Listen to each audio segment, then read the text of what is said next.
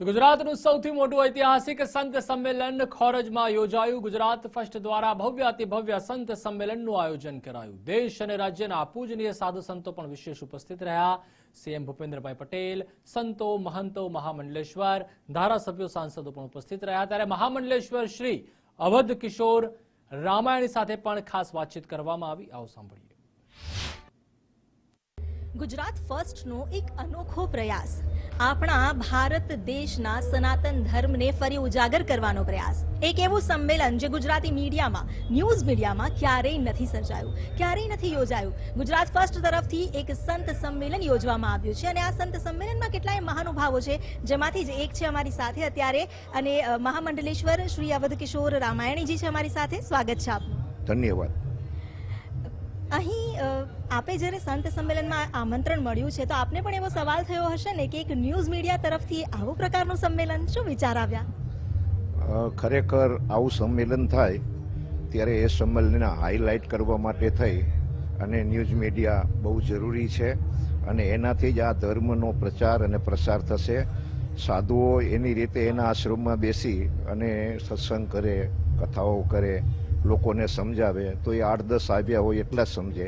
આવું સંમેલન થાય, એમાં મીડિયાવાળાઓ સંમેલિત થાય તો આખા દેશની અંદર આનો પ્રચાર પ્રસાર થાય। એટલે બહુ સરસ અને ઉત્તમ પગલું આ ભર્યું છે આપ લોકોએ।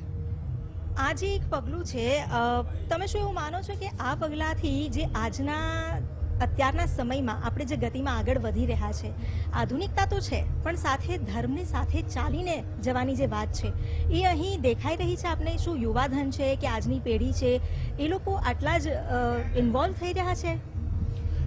આમ જોવા જઈએ તો આધુનિકતા ખૂબ વધી છે। આધુનિકતા એટલી બધી, વ્યસન અને ફેશન એમાં યુવાનો બહુ ડૂબી ગયા છે।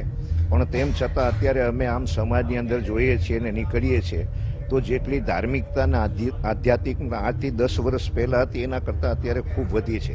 અત્યારે અમારા ક્યાંય સત્સંગો હોય, ક્યાંય કથાઓ હોય તો પહેલાં ગરડાઓ આવતા, કથા સાંભળવા આવતા। અત્યારે એની સામે 50% જુવાન બેન દીકરીઓ અને જુવાન યુવાનો આવે છે। તો આવા પ્રયાસોથી, આપણા બધાના સહિયારા પ્રયાસથી અત્યારે જુવાનોમાં ખૂબ જાગૃતિ આવી છે અને આમાં ઇન્વોલ્વ થઈ રહ્યા છે એ લોકો, એવું લાગે છે।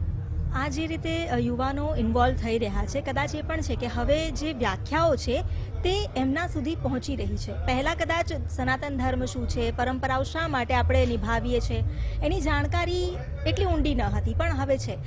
આ જાણકારી લોકો સુધી પહોંચે એ માટે શું કરવું જોઈએ, કેવા પ્રયાસ થઈ શકે? અને યુવાનોને આપના તરફથી કોઈ એવી અપીલ જે આપ કરવા માંગો? યુવાનોને ખાસ એ કહેવું છે કે ગમે તેટલું સાંસારિક જે સુખ છે એ સાંસારિક સુખ ખરેખર સુખ નથી। પ્રત્યેક માનવનો લક્ષ્ય છે પરમાત્માની પ્રાપ્તિ। દુર્લભો માનુષો દેહી, મનુષ્ય શરીર દુર્લભ છે અને પરમાત્મા માટે પ્રત્યેક વ્યક્તિએ પ્રયત્નો કરવા જોઈએ। દરેક યુવાનોને મારી ખાસ એવી અપીલ છે કે તમે તમારી રીતે થોડા આધુનિક જમાનામાં જીવો પણ એની સાથે આધ્યાત્મિક એ આપણો પાયો છે અને આધ્યાત્મિક થવું જોઈએ। અને આધ્યાત્મિક થશો તો જ બચશો, નહીંતર આપ બચશો નહીં। અહીં એક સવાલ એ પણ કરવો છે, જ્યારે આધ્યાત્મિક અને આધુનિકતા બંનેને સાથે લઈને ચાલવાની વાત છે, આપણે અગર આપણી કથા વાર્તાઓ જોઈએ, આપણા ધર્મ ગ્રંથો જે સારનો ખજાનો આપી ગયા છે, રામ મંદિરમાં રામલલાની પ્રાણ પ્રતિષ્ઠા થઈ, આખો દેશ નહીં, આખી દુનિયા રામમય થઈ ગઈ।